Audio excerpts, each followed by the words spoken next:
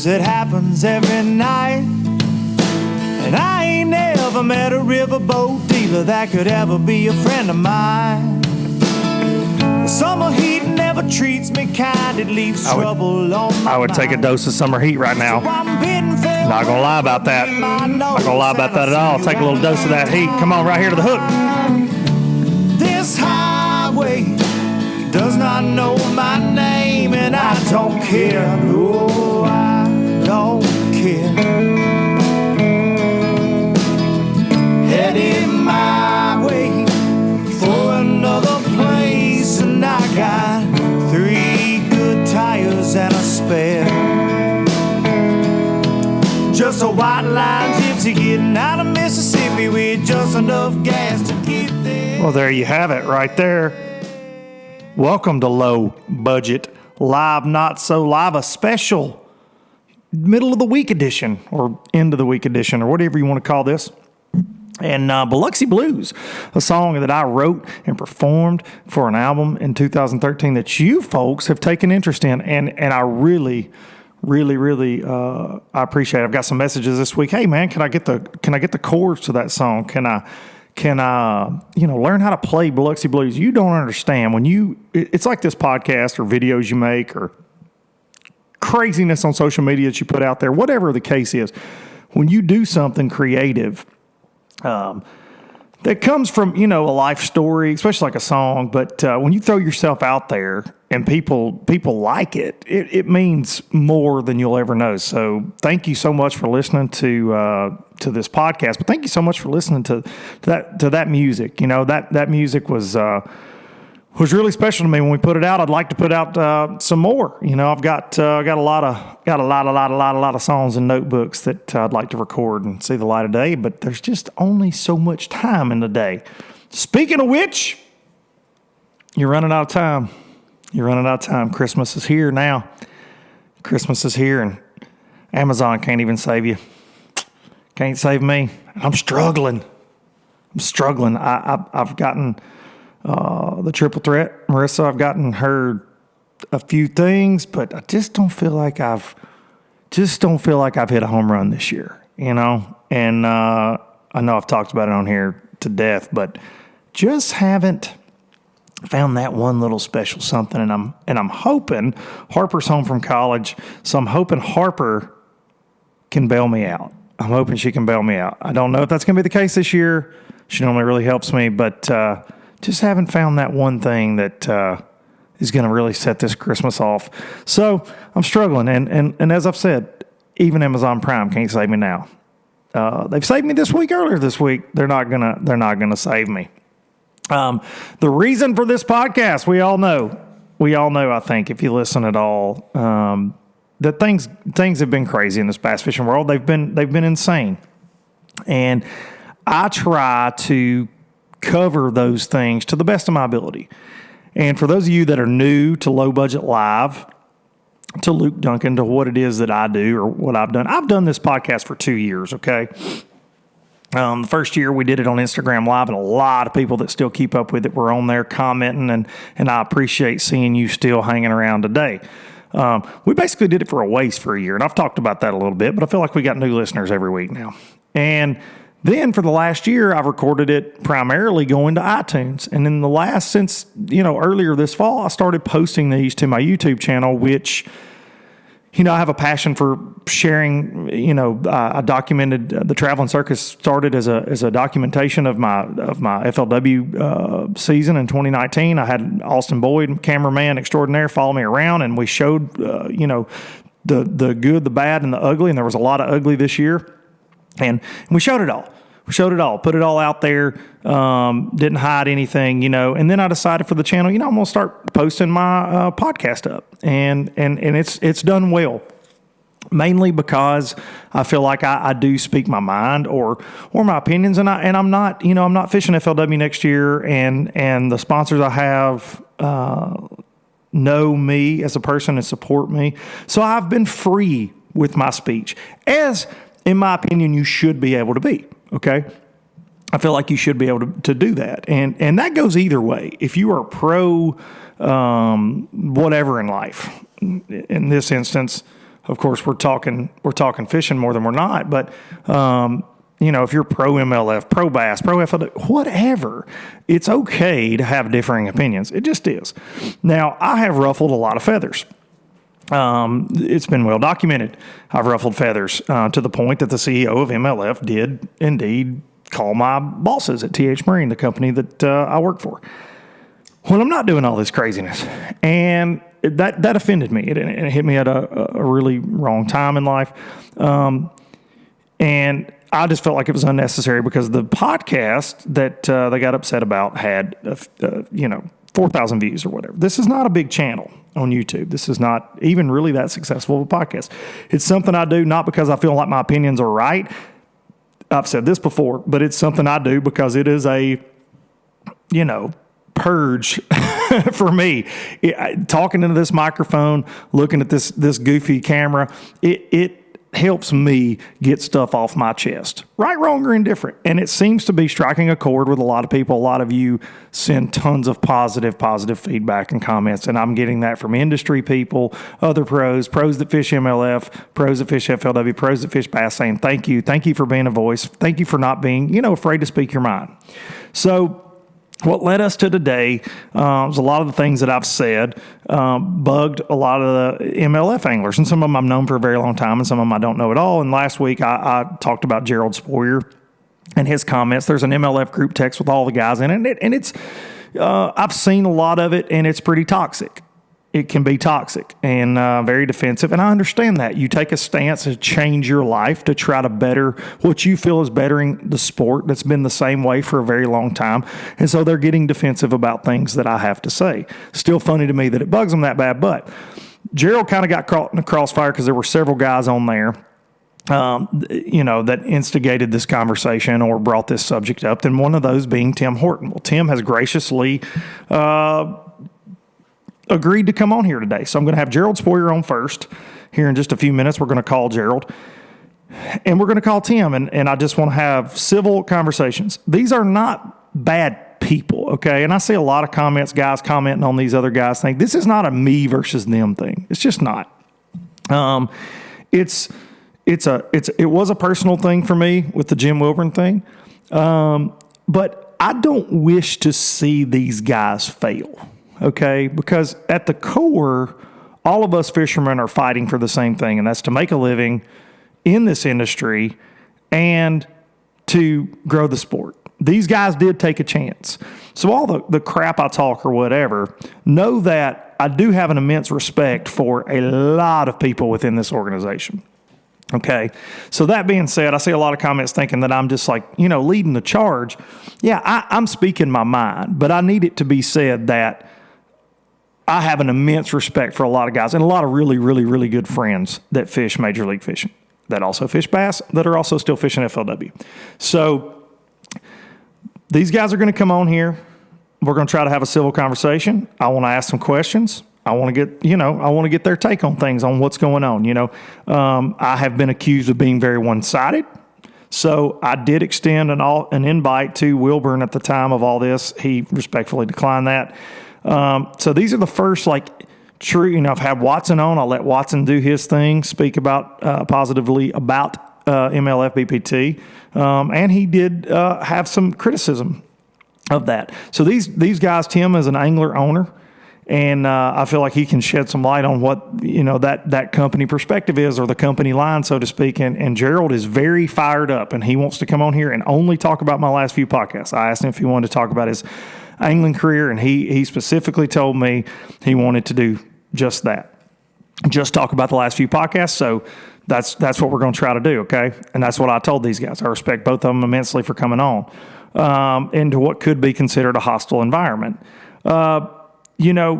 Things that I say are backed up, like Randall Tharp's article this week on bassfan.com suggested he had lost some sponsor money this fall based on BPT, and he seemed to, not be jiving with the format and not enjoying the format and hoping that there could be a change, and that was something to see Randall kind of step outside from the group and say that, because you don't see that a lot. You don't see that a lot. And obviously I'm living proof of there are some intimidation tactics that can take place in this industry.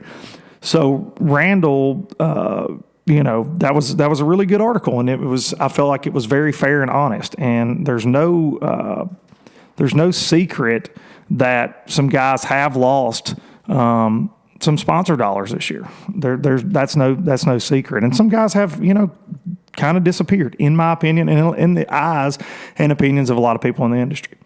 So one other thing I want to point out before we're fixing to call Gerald just here in a minute, and when he picks up the phone, we're going to be rocking and rolling. I told him that's how I do business. Whenever you answer the phone, I'm recording. You guys that watch this all the time know that. Tim and Gerald got together. They both requested that I do this live. I declined that request, and being that I could only record during the middle of the day, it takes a lot more equipment to do the live shows, and I haven't done one in a very long time. Don't even know if my equipment works, but they requested to do that so I couldn't edit anything to make them look bad. I don't edit anything. Anybody that keeps up with anything I've got going on, I don't edit a lot of footage and things. That's not something I do. These podcasts, as you're seeing them, that's why I like to call people as I'm on here. Yeah, I could record calls at different times and plug it in and blah, blah, blah. I want the show to have a certain flow to it, and that's why I do it the way I do it. So this is not live. I didn't want to do this live. And for me, and any of you that have ever seen a low-budget live know my ADD gets going when comments are flying, and I want to... And I want these guys to be able to say what they want to say and what they feel they need to say, and I want to be able to say what I need to say without a lot of comments interrupting. You guys can comment afterwards, of course, on the page here. But without further ado, let's see if this is going to work here. We're going to get Gerald Sporher, MLF Pro, on the phone here right now. Let's see if we can get Gerald. I'm a minute late. I told him I was going to call at 11:45, but just a hair late. Hello? What's up, Gerald Sporher? Hey, Luke. Hey, brother. Gerald Sporher, thank you, first of all. And I want to start by saying, and I told you this the other day, I respect the fact that you want to come on here and talk about your side of things and your opinions and all that. So apologize we couldn't do it live like you wanted to do. But for those of you who don't know Gerald, just real quick, I want to say this. Gerald fished the FLW Tour, went to the Bassmaster Elite Series, and now BPT. So he has fished all three trails in how many years, Gerald? How many years have you been doing this officially? Like 5, 6?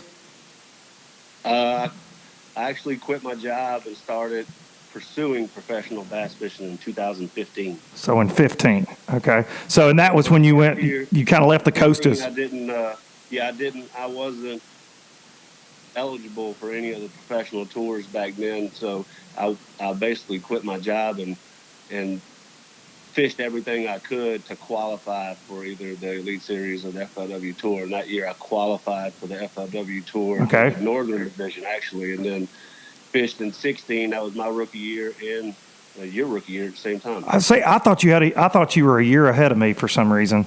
I thought you were there when I was fishing co-angler. I couldn't remember. But so you fished coastas, you fished the opens, and then you qualified for the Elite Series and went on. Real quick, and I know, and I said this before you came on, you want to talk about the podcast, and that's absolutely what we're here for. What did you do prior to fishing professionally and quitting your job to pursue this? Oh, well, I'll give you a summarized version of my whole story, just so people can understand why I'm so passionate about Major League Fishing and the sport of professional bass fishing in general. Absolutely. So basically, my whole life, I wanted to be a professional angler. Ever since I was little, I was obsessed with it. For as long as I can comprehend it. I wasn't watching cartoons. I was watching fishing on TV whenever I was about 5 years old, probably. And, but no one in my family fished. It was a weird obsession that I had for myself for whatever reason. And then when I got out of high school, I actually went in the military. And so I didn't get to start as early. We didn't have all the avenues then that we do now to be a professional angler. Right. And so I went in the military. I was very patriotic, and I got deployed right after 9/11. And after 9/11, I spent my time pretty much deployed the whole time I was in active duty military. And one of the things that got me through being deployed during, one of the worst times in our country's history was I was deployed the entire time on a fishing rod. And I know I was never going to get to use it, but it was a symbol to me of peace. I used to look at that fishing rod, and whenever things got tough or whenever I got discouraged and I needed motivation, and that was just my symbol of peace. And the cool thing about fishing at the time is I didn't know of any kind of drama or anything that we talk about in today's world when it comes to fishing. All I knew is what made me happy and it's what I wanted to be. And someday when I get home from this war, that I was going to pursue that. And so I was really, really passionate about it, even whenever I was deployed. And then, I came home and had to start a career because you can't do this without money. No, no. I saved my money and worked really hard for it with the objective still, like, what do I need to do to get to where I can pursue professional bass fishing? So I worked for a while, and I worked at Shell Chemical. I was a chemical plant operator, then I went into maintenance, and I was maintain maintenance for a big corporation, and loved my job, had a really good job. And then it got to the point, I'm like, okay, I'm getting older, and it's time to start doing this. I've been making a pretty good living the last 7 or 8 years. It's time to start putting the things in place. So I started preparing for it. I started fishing Bassmaster Opens and stuff, and immediately started having some success locally, and kept on trying to advance myself and moved really fast through the rankings. And then I realized it's like, okay, I'm good enough to do this. I had to prove it to myself. And then I started saving my money and said, all right, I'm gonna be smart about this and prepare myself before I would quit my job. So I saved my money for about 5 years and kept fishing. And when the time came, I was financially prepared. And then, I quit my job in 2015 without qualifying for a professional circuit because I was just like, it's too hard to do it working and trying to pursue just one open series because I only had so much vacation. So at the time, I don't have any kids, and it was just me. So I was like, what do you got to lose? You gonna either do this or not? So I quit my job and I started pursuing it, and I qualified for the FLW Tour in 2016. And then in 2016, I kept fishing the Opens while fishing the FLW Tour. And then I qualified. I won Angler of the Year in the Opens that year, and qualified the Central Opens, right? The Central That's Opens, right. yeah. That's right. I won the points in the Central Opens, and I was all fired up, and I had got to fish with you guys on the tour, so I had a taste of what it was like to fish with a big entry fee and stuff, and started kind of dipping into the sponsorship game, even though I couldn't, at that time, you don't really get much attention from sponsors. And so I was kind of burning through my savings year one. So when I made the Elite Series, first thing that was presented to me was you have to pay $48,000 in entry fees. So then I'm like, golly. So you work hard, and then you're like, here's your prize. You get to pay entry fees. That's what I say on here all the time about pro fishing. Like, it is business-wise, from a business plan, it's not the smartest thing to do unless you've got some support in some way. Right. And at the time, I didn't have any support. I was still working, actually, in 2000. When I say I quit my job, I quit my career at Shell. But I had a sponsor, a title sponsor, Catalyst Handling Resources, and they allowed me to fish and work at the same time. And they work all over the world. They're a construction company in the chemical plants. And I would go and fish. And when I would come home from fishing, then I would go on these turnarounds in these chemical plants, and I would work 7 days a week, 12 hours a day, just to somewhat keep from eating up all my savings. And of course, that affected my performance at first, trying to do it all. It still wasn't working the best of my ability. So when I made the Elite Series and they presented me with that package and they said, you owe us $48,000 to compete, I had to make a decision. So I actually packed my bags and went to a third world country and worked a construction job Jeez. to earn my entry fees to pay for the Elites. I was in Kuwait. I don't know if you know anything about Kuwait, but you get worried about getting your head chopped off just walking down the street. I was gonna say, I bet it's not like where I live and where you live. I'm gonna bet. It was a very dangerous place, and so I worked and I earned enough money to cover my entry fees to start the Elite Series. I actually wrote my first article for Bassmasters and gave it to the editor at the time, was Thomas Allen, while I was in Kuwait, and told him, hey, I'll see you guys when the season starts if I get out of here. But I'm trying to earn my entry fees right now. And I was that passionate about achieving my goal of fishing for the Elite Series. And so I did it, and I made it home, paid my entry fees, and I was fired up to start. And I was like, you know what? Now that I made the Elites, the sponsors are going to start stepping up. I'm going to be able to probably start building my business. And it still didn't work that way. I started fishing and quickly realized the level of competition over there was out of control. It was crazy how good those guys were. Every time you thought that it would take 15 pounds a day to cut a check, you can add 2 or 3 pounds to that every time. It just blew my mind how good these guys would catch them. And then no one was really interested in sponsoring a rookie. You still had to prove yourself. So the first couple of years of being an actual professional was difficult. And I knew at the time, I learned quickly that this is not correct. Something's wrong with this. A guy like me that wants to be a professional angler, you know, I went in the military. I had to go earn my money and then go work in a third world country just to pay my entries and all this other crazy stuff, just to be able to pay my entry fees and compete. And I was like, man, this isn't right. And all these people were like, hey, come talk to these high school kids, and all that stuff is getting real big now and stuff. And it got to the point where I couldn't even look a kid in the face and say, hey, you need to be a professional angler when you grow up, because I knew how messed up the system was. And the sport was not designed correctly for a fisherman that wanted to be a pro and did everything he needed to do to be there. I knew it wasn't supportive of it. And I think everyone can agree with that. No, yeah, oh, absolutely, yeah. I mean, and listen, and we'll get into all this, but I've said that on here. I mean, the last few podcasts are the ones that everybody's focusing on with me, but and I said this to you, and I've said it to Tim and countless other people, but I've covered all this.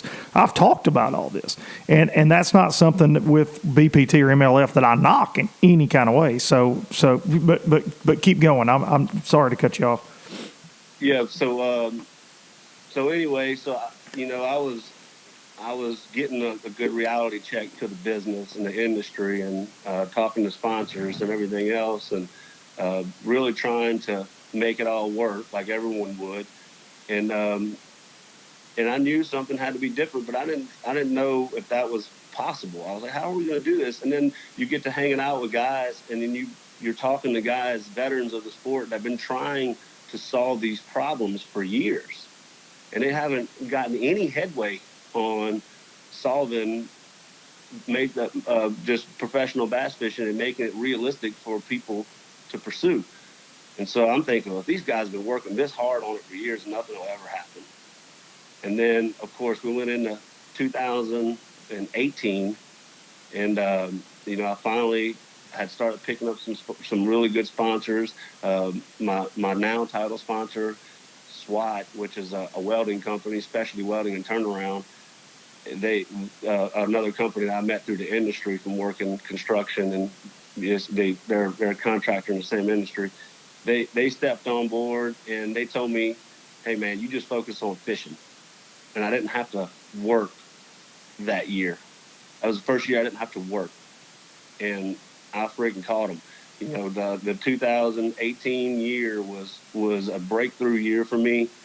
I finished top 12 in points on the Elite Series, and Made the Classic. And then made the Classic, and made 3 top 12s that year. I mean, it was as good as a season as any angler can ask for. I had a great season, and sponsors started paying attention to me. I started making deals, and I was like, man, this is gonna start to work for me. And about that time was whenever the whole rumor started going around about Major League Fishing. Mm-hmm. And my big thing was, it's like, man, I've worked so hard to finally get to this point, and all these guys are about to leave, and I'm not going to be able to fish against them. And I wanted to fish against those guys more than anything. And that was what was really important to me. And then they actually invited me to go to Major League Fishing. Did that surprise you because you're so young in your career? Yes. Absolutely. When you got the call? Yes, absolutely. I have the smallest resume out of all the anglers that got invited to fish Major League Fishing. And there's a lot of reasons. I've asked why. Why did you invite me? And I feel like I'm very proud of the way I carry myself on the water. No one can attack my integrity. I treat my fellow anglers with respect. They respect me, and I proved myself over those couple of years that I was capable of fishing against those guys. And they knew, I guess I had shared my opinions about the sport enough, and it wasn't like complaining. It was more or less like, hey, I know that we need to do something different. And we all kind of had discussions about that stuff. That's just general conversation that anglers have. Like, what do we do to make this better? Of course. So I was very relieved whenever they was talking about, hey, we're going to actually do this, and you're invited. And so I was like, well, I'm all in. Because if it's something that we can do, if we can have some sort of movement, and that's what I call it, it's like a movement. If we have some sort of movement to redesign this sport and make it to where a guy that wants to be a professional angler, a kid that's we're pumping all this stuff up with kids, and we have to give them some realistic end goal for when they do achieve their dreams, And so I said, I want to be part of that. And no matter what it takes, I said, I'm going to put my head down and work really, really hard to help grow this league and do the right thing. And that was the main objective of all these anglers that went to Major League Fishing. It's like, we have to do the right thing. We did not leave Bassmasters to go over there and put a black eye on the sport. We went there with intentions of, let's do the right thing. Let's make a good, clear path for young people to fish and compete and to get there. Whenever you get there, you don't have to bet the farm to try to make it. It's just not right. So that was the objective. Well, let me ask you this on that, and I've said this before. So I know you follow a lot of sports just like I do and like a lot of people do. And in our sport, because here's the thing, the no entry fee thing, absolutely hands down, one of the best things that's ever happened in the sport, if not the best thing. I totally get that.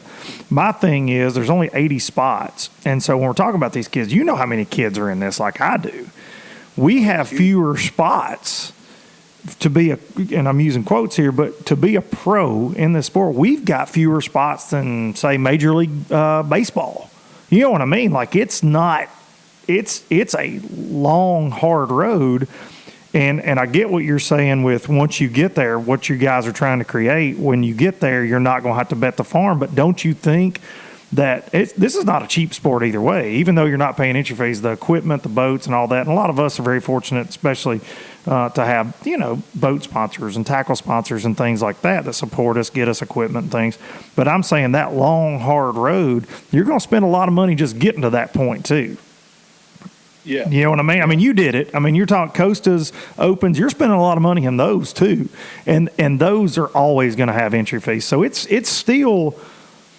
very hard to say that it's easy for a guy to get to that point. And it shouldn't be easy. Anything that's a dream, God knows, listening to you talk, your dream hasn't been far from easy.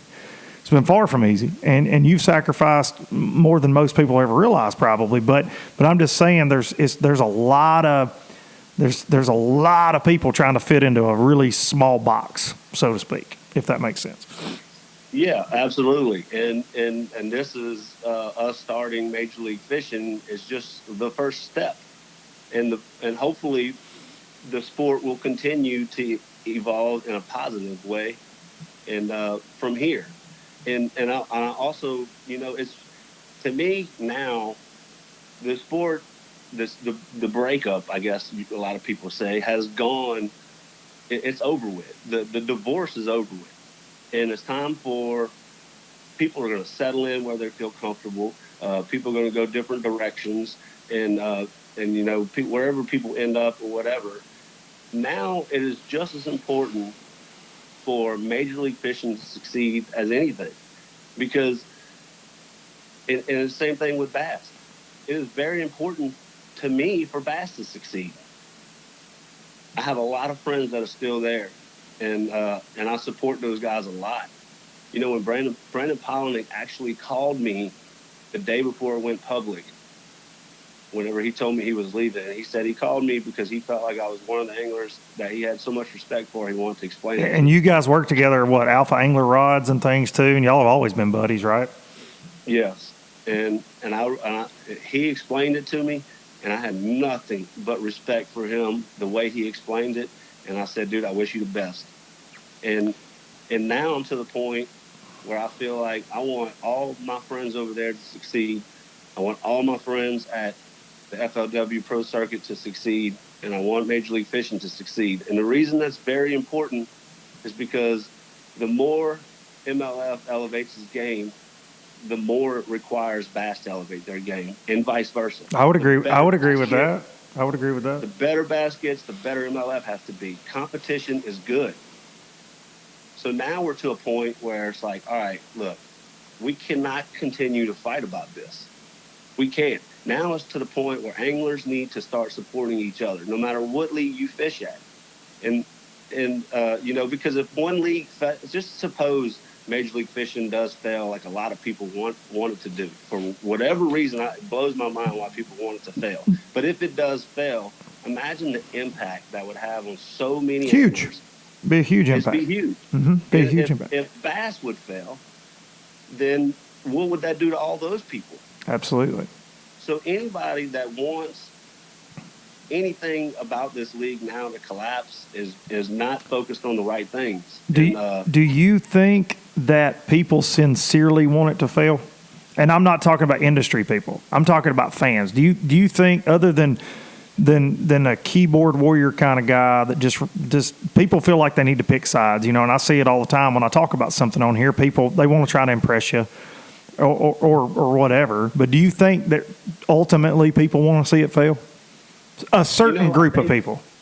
I think there's people out there that for their personal satisfaction, they would like to see someone do bad or fail. That's probably true in any competition, though. Personal I would say. Satisfaction. Yeah. Whether it's about one person, you see a guy make it that you didn't like, and you're like, man, I hope he doesn't catch it. Yeah. Or there's people that personally want it to fail, but I don't feel like people have really started thinking about what would be the overall outcome if an organization failed. Well, especially now that they're involved with FLW, which you and I both got our start with, it would be bad. I mean, it would be bad for the industry, and a lot of people might not think that, they would want to hear me say that, but, I've talked about this on here. It's not something I want to see fail, just because I have opinions about things that are going on. I've said many times there are many, many, many smart people there. There's a lot of money over there. There's a lot of driven people. So I don't think it'll fail. I really don't think it'll fail. I think you've got to adapt to succeed in some things, probably, and success is judged by different things. It's like, do you want a bulk of the original bass fishing fan base, or is it all about new growth? You know what I mean? Because we do see this divide, like you said, the divorce, and I went through one of those myself. about 6 years ago, and people feel the need to pick sides in a divorce. So a core base of these fans truly feel like it's a bass versus MLF thing, and they have picked sides one way or the other. Yeah, I think it's time for people to get over that. And so it's one of those things is if you gotta decide what side are you on. Are you on the side of the anglers, or are you on the side of the sport that's pumping negativity into the system? Because, and I'm just talking about in general right now, if you're pumping negativity into the system and to the league or to the social media outlets, and you're drawing those dividing lines, you're slowing that mindset of people saying, you know what, I'm going to support all these guys, all the sport. They're all contributing some sort of way. Or are you on the side of the anglers where you're saying, hey, you know what, let's grow this whole deal together, and what can we do to contribute to that on the positive side? So you're either contributing on the negative side or you're contributing on the positive side. And you know, it's one thing to hash things out in private, because that's just natural with any kind of growth. I have a good idea, you have a good idea, you might not believe in my idea, but hashing things out is how we get to resolutions. And we do that in all our advisory board meetings.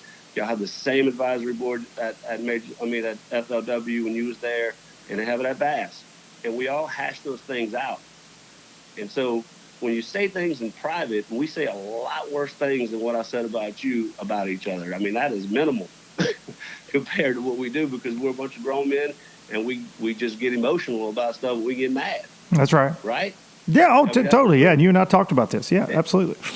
And actually, the whole purpose that I'm on this podcast, or the whole reason I'm on this podcast right now, is because what I called you in that private group text. And that was, you know, something I said in private. And the reason I said it, to be honest with you, is because I knew it was the quickest way to get on your podcast. And it worked. Here I am. Bro, all you had to do was send me a damn text or an Instagram message. You didn't have to call me a bitch. No, I'm being funny. But here's the thing. I actually did. You sent me a text. Yes, November 26th. Look at your text messages. I swear, because I looked through when I texted you this morning. The only texts we've had have been this morning in my phone. But now, and I'm not saying you didn't.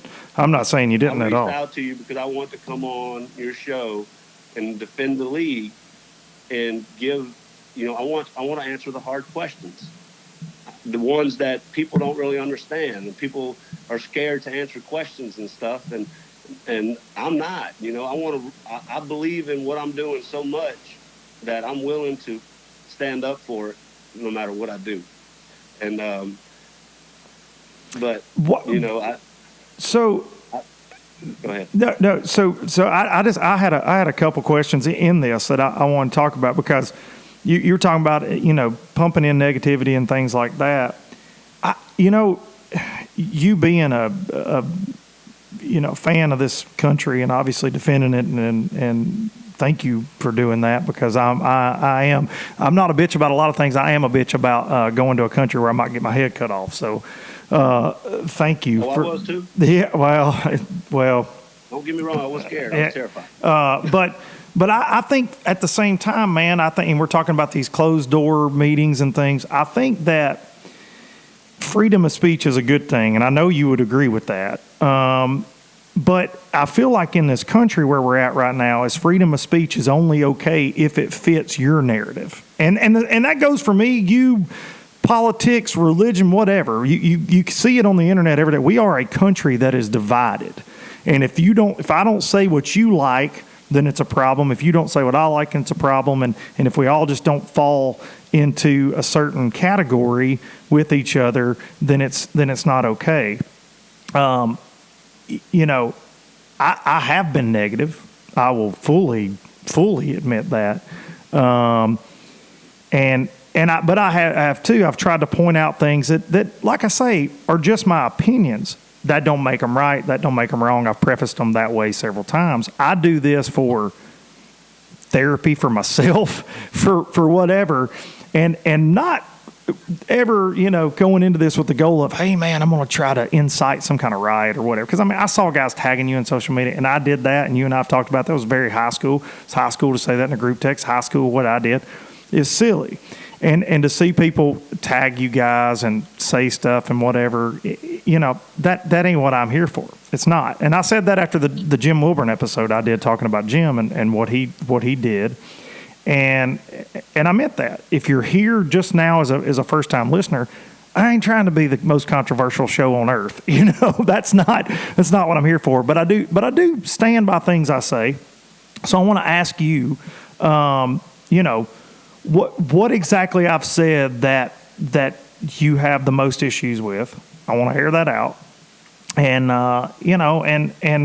and let's move on with this. Let's see how we can stop the divide, stop the divorce, from being so bad. So you wanted to come on and talk about that, and I absolutely want to give you the floor to talk about it.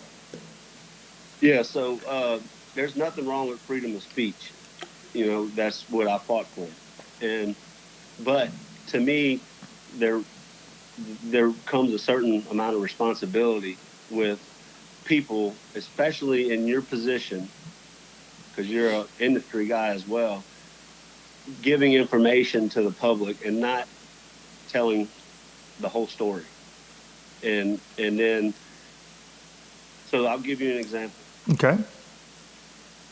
Whenever I said that about you on the private group text, you took that message and you posted it on Instagram, and you said, I guess an irrelevant angler is mad that he didn't get a free jack plate.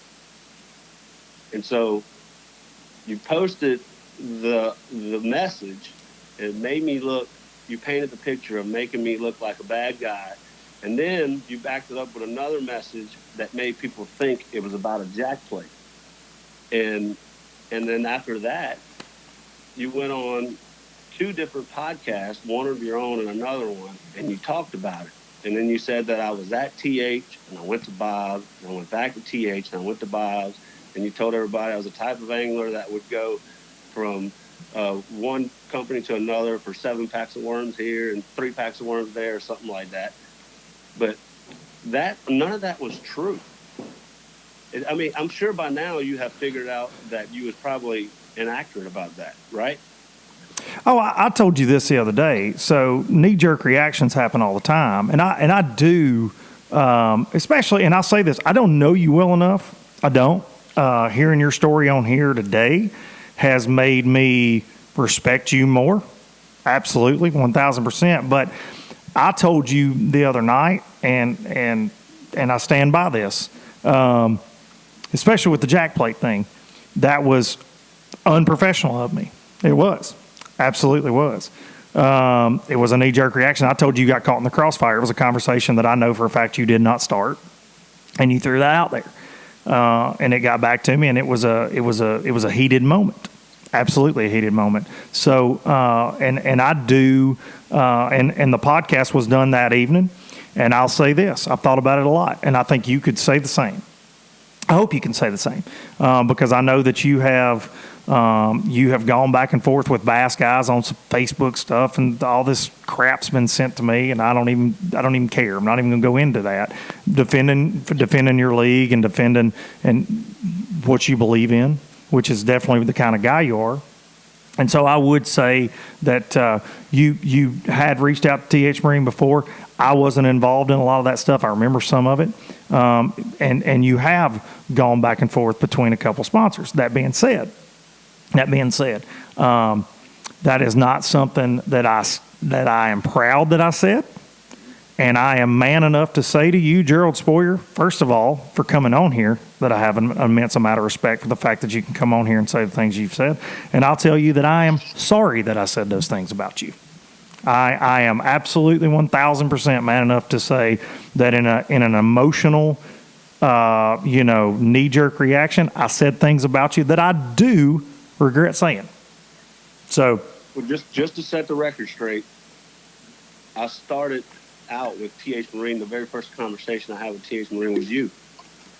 And I remember that. In 2016 or so? 15, I think. And you had told me, hey man, I'm going to the FLW tour as well. And we talked about it. We even talked about fishing together and all that stuff. I never forget some of the initial sponsor emails I was sending out. And I was with TH Marine for a few years, and it never grew past just getting a free jack plate. And to me, I'm very strong about anglers setting a standard, an industry standard, that if you represent a company for so long and they don't eventually start paying you, you cannot continue to put their logo on your jersey for basically free. Yeah, you have to have some sort of growth, because if we don't sit there and stand our ground about, a value as us as anglers, then we're just hurting us as a whole in a league. And I've got a unique position on that, obviously, because I've worked for both and I've done both. Right. Well, let me finish. Yeah, so absolutely. At some point, I felt like it wasn't growing, so I respectfully declined a product-only offer after I had that breakout year in 2018 where I did all the things that I did. They still wouldn't pay me after that year, and at the time, I was like, you know what, maybe it's time for me to move on. And there was zero back and forth at all. I was out on all that, but my question is though, in that, and I say this a lot, and this comes up a lot in our industry from industry sponsors, and I understand anglers getting paid, dude, 1,000,000,000%, God knows. But that being said, when a company is like you said, it was hard when you broke through. You said, "Man, it was really hard. It's really hard. Rookie year, it's really hard to get any sponsors." And when you have that breakthrough year, there are lots of things that go on within these companies between budgets and what they've already got kicked out. And for a company like ours, I don't want to talk too much about it, but for a company like ours, it's not as big as everybody thinks it is. And there's not just piles of money laying around. It's just not how it goes. And so when a company is loyal with you, especially in the beginning, and works through you, when you finally have that year after a few years and you have that breakthrough year, there's nothing that says they've automatically got to step up their game. You hope so as an angler, because I've been on those sides. You hope that once you do something or you achieve something that you want to achieve, but that doesn't always happen. It just doesn't. You know what the problem was at that time frame? At the time, y'all had been through 3 different people that was in charge of that position. I would agree with that. Hey, brother, that's part of my drinking problem. The new person would come along, and they didn't know anything that I had done the year before. Right. Listen, you're preaching to the choir. You're preaching to the choir. It's nothing against TH Marine. I just felt like, wow, this is 3 years in a row. I'm having to deal with a different person. I'm just going to go somewhere else where I can start over, And there was nothing against none of that. So I just wanted to set the record straight. Yeah, absolutely. And I'm glad you did. I haven't responded to the public at all about all the stuff that's been said so far. I don't. I'm going to tell you right now. If someone wants to get in touch with me on social media, good luck, because I don't get on there. The only reason you got to talk to me the other day on it is because I was next to the person that runs my social media. I do not actually have Facebook and Instagram on my phone. I provide content, and I get asked, what do you want to say to this person? And I'll respond like that. But I have distanced myself from social media because of all the negativity that's came into our fishing industry. It's a shame, because now I used to use that fishing rod whenever I was deployed as a symbol of peace. Now it can just as easily make me mad, because people don't understand how hard we're working behind the scenes to do what we. I'm sorry, my phone people keep calling me. It's fine. But, I can't hear that on my end, so you're good. Yeah, So people don't understand all the stuff that's behind the scenes, and so it's not really fair for these people to make all these assumptions about things when they don't understand how hard we're working to do the right thing. And that is the only intention out of everything we do, is to do the right thing. And so to get off of that other subject, and now let's move forward with the rest of it. So Major League Fishing, to me, we know. Sorry, now I got a UPS man that's yelling outside the house and dropping off packages. UPS man's here every day. But so now moving forward, so Major League Fishing, we know we have a perfect example of how the sport's been for the last 50 years. We know what doesn't work. I wouldn't say that. We know what works, and we don't know what doesn't work. If that makes any sense. Yeah, it does. Yeah.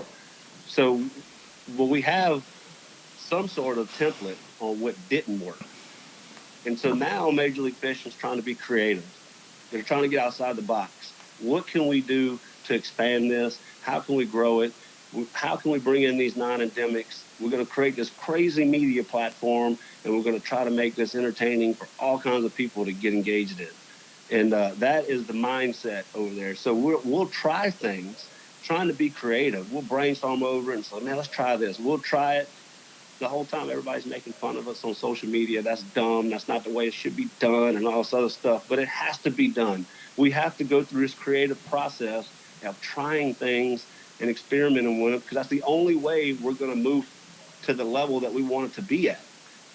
So you can't be scared of trying something and looking dumb. And it's like, okay, well, that didn't work. Let's try something else. I mean, that is the whole idea behind all these guys working really, really hard. And that was kind of how they assembled this group of guys that they invited to fish Major League Fishing. Is they went through the rosters and they said, we need to assemble a group of guys that we know are going to put a lot of effort into this, put a lot of work into this. And because they have to believe in it, they have to be passionate about it, and they have to be willing to try stuff and get out of their comfort zone. Because we know doing it the same exact way we've done it for 50 years is only going to take us to a certain point. That's where we were at before. So we can't just go and duplicate that. It doesn't make any sense to do that, right? I would agree with that. And so, go ahead.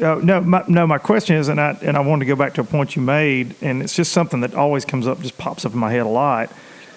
And it started with the commercial last year, and I know a lot of actual MLF anglers were upset with the commercial that kind of, went at traditional tournament fishing. But as we're growing and as you're trying to get all these new, the non-endemics, and I've talked about that many times, but the non-endemics and get new eyeballs, at what point, though, is it important to try to capture as much of the old school, quote, old school fan base as you go along and combine the two? The ones that don't like it, like the naysayers, the negative, the, hey, man, mostly little fish, which I've defended too, I'd like to point out, because that drives me crazy when people say that. But those kind of people, the people that don't like the format, the people that don't, how do you guys win them over? Or is it important? So, yeah, so I guess the question was, at what point does it become important? Yes. That was the question. Well, at what point is it important, or is it important, I guess would be the question. One or the other. Yeah, that point is important now. And that is actually our number one topic at Major League Fishing, is we actually have two separate customers, and we need to make two separate products in my eyes. You have a Discovery Channel CBS demographic that we want to present fishing to and make it engaging for them. And then we have our hardcore bass fishing fans that we want to. They're two totally separate customers. Big time. As far as I'm concerned. They both have separate expectations. And so we're trying to come up with a way to give each of these customers two separate products from one tournament.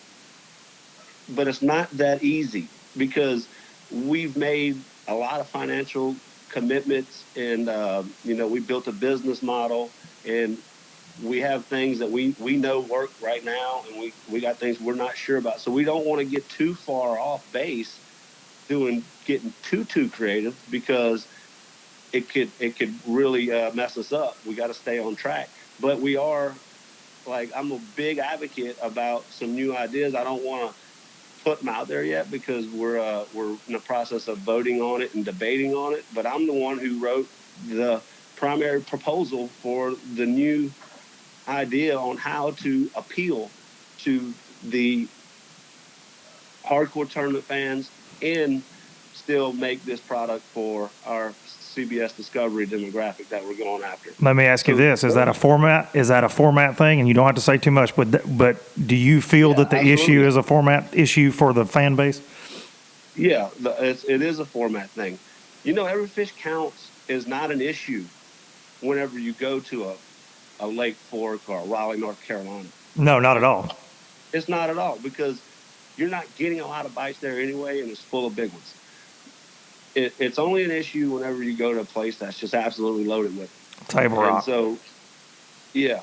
But the really cool part about Major League Fishing, and if you ever compete in it, you will understand that score tracker concept is freaking crazy. I mean, that part of competition is you cannot replace that. So maintaining that score tracker and that emotion that gets captured around those cut lines and all that stuff is very important. So we got to be careful, because we don't want to lose that. We don't want to lose that drama around that 20 cut line whenever a guy's fighting his way in, but yet we still want to come up with something that allows us I want to slow the tournament down a little bit. I want to be able to talk about my sponsors, talk about how I'm catching them, watch a guy work a little bit, explain why he's there, bring the educational part back into it. And we're discussing all of that stuff. And the way Major League Fishing is now, after, it was so fast that we built this thing that the way it is now is probably nothing to what it's going to look like 2, 3, 4 years from now. We're going to keep on. That's part of our job when we signed up for this deal. It's like, hey, guys, you got to be willing to work at this. You got to be willing to have these 2-hour conference calls and have all these conversations with your advisory board. And that is a lot of work that takes a lot of time. And it's a big distraction from the actual fishing. It's not just about fishing. It's like we got to build this organization. And so we're all on the same team about it. And things get hard. You run into challenges, and guys want to express their ideas, and then the majority of the group may not agree with it. And so guys get frustrated and stuff like that. And they say, well, you know what? I want to leave. And you hear all these complaints. But all it is normal discussion that you would have anywhere, at any organization, any company. It's just right now, Major League Fishing is getting so much attention, and people want to grab on to any negative that they hear, but they don't understand this is our normal growth conversations that we're having. This is expected. There's no way that we were going to take 80 guys and put them in an organization and everyone agree with every single thing we do. That is not possible. So you're going to hear about guys talking about, man, I don't like this. Man, I want to go there. But that same conversation is going to happen at any league. There's guys at every organization that want to come to Major League Fishing, and there's guys in Major League Fishing that probably want to go to other organizations just because they may not have things going their way. And I can respect that. It's like, hey, whatever. If you want, that. So you didn't have a problem with the guys leaving? I mean, I know you and Brandon didn't. I mean, because I know it hurt the perception for a lot of hardcore fans when these two big names leave the organization. That didn't bother you personally? No, not at all. They have a lot of sponsors that are aligned with Bassmasters, and some guys have a lot of sponsors that are aligned with Major League Fishing. And business wise and emotion wise, they may say, you know what, that's where I want to be. That's embedded in them. And they're going to go over there and work their butts off, and they're going to make that organization grow. Of course, it sucks that I can't work with those guys and fish against them because they were so good at what they do. Mm-hmm. But they're going to go over there and do their thing, and we're going to continue to do our thing over here. And I don't think there's anything. I mean, I can't sit there and say there's. You've said things on this podcast that I just don't agree with. I don't know why. You've used words like evil people and well, you gotta so on that you got to understand from my point of view on that. There's one evil person to me in the organization, and you'll disagree because you guys work with him all the time, and all I know is from personal experience, right? And that's Jim Wilburn. And over my podcast about FLW buying out, and I had Watson on, 45 minutes of James Watson, pro BPT, pro MLF. We didn't debate, we didn't argue. James is a really good friend of mine, and James caught a lot of flack for coming on from some guys over some things that were said. And Jim Wilburn reached out to me, and I declined to talk to Jim about it. I wanted him to come on the podcast. He didn't want to do that. It was actually the day my mother passed away. It's all been well documented. He didn't really read my email response, told me he's sorry to hear about my grandmother, went on, and then proceeded, after hearing about the situation I was in, called my bosses at TH Marine about the podcast, tried to get me in trouble. They kind of pushed back, so I did my podcast about him. He then called those guys again. So I don't respect that. I've heard a lot of things from some of your anglers about him reaching out to sponsors when things didn't kind of go his way with a certain angler. I've got some stories. I won't say names because, they still fish over there. But there are stories like that about Jim. So I will say that. But that is a broad statement to say. I understand evil people. I said this before you came on. I've said this many times. There are a lot of really, really, really good people within that organization. Tons of them. You and I had a disagreement. I wouldn't say that you're a bad person. I just wouldn't, especially after you coming on here talking. I couldn't say that about you. I can't say that about 99% of the anglers that are over there. I just can't. That's not what I mean by that. But I am a guy that's very passionate about things getting too corporate. I've lived it in my business life too many times, and I don't like that corporate feel. And when Jim did that, that was very much a corporate move to try to eliminate an opinion or eliminate something that doesn't fit whatever narrative he has. And I understand it probably struck a chord because I am in the industry. And I spoke up just about what for me as an FLW angler and what's coming down the pipeline and just pointing things out, but when we go back to that freedom of speech, that should still be okay. Could I word things differently sometimes as far as like you saying, some of the things I said about you? Absolutely. 1,000%. But I'll never change. I'll never change my stance that I feel like what he did was not only evil, especially given the circumstances I was under, but just made him look like a bad guy. But I mean, Can I defend Jim real quick? You can, absolutely can. Absolutely can. So I know Jim personally, and I know he's not evil. He's working very hard for us as anglers, and I really appreciate what he puts in on that. So I got his back no matter what. Now, but do you think it's okay for him to do what he did?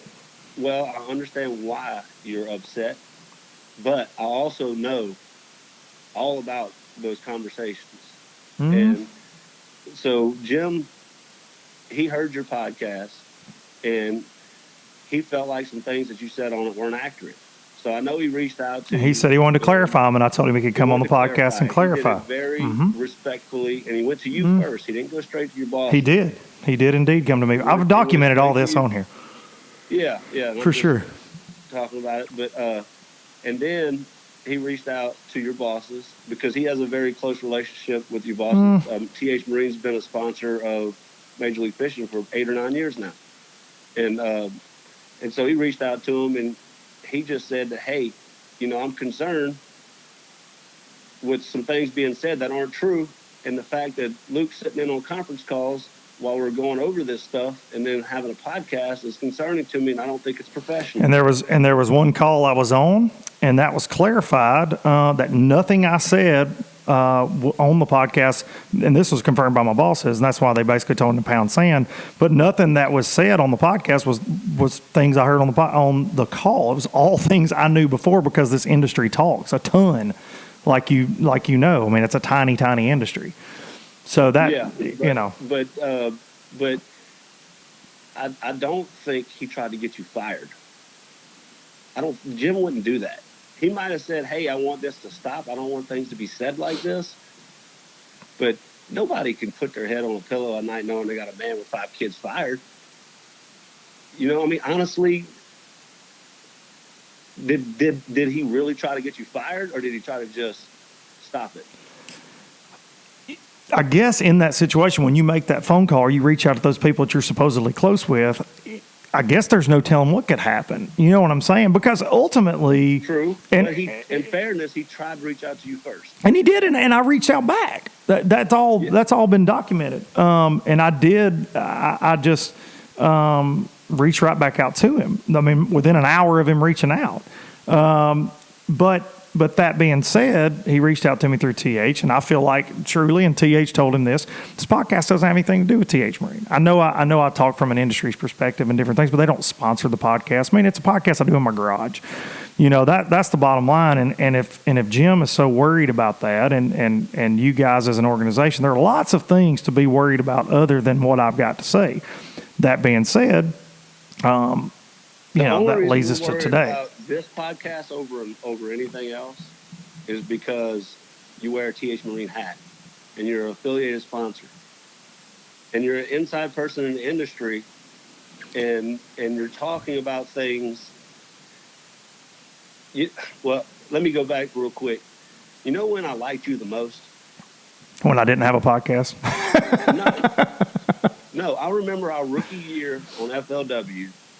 Every time I came to the fish tanks for weigh-in, you were sitting there smiling. Happy. Probably with not as much in my weigh-in bag as you, if I'm guessing, but no, I was always smiling. It didn't matter. It didn't matter. You was always seemed so positive. And somehow along the way, it seems like you have let this negativity consume you, and you're expressing your emotions on the podcast. And I almost want to just call you on the side and just be like, Luke, just let this go, because it's like no one needs this in their life. No one needs to be waking up every day mad and trying to prove a point. I get enough of that just when I watch the news and I hear all the difference in politics now. Man, it's hard for me not to get all fired up about that stuff. No, yeah, I don't even. Listen, we've got enough divide. We don't need to talk politics. No, we probably agree.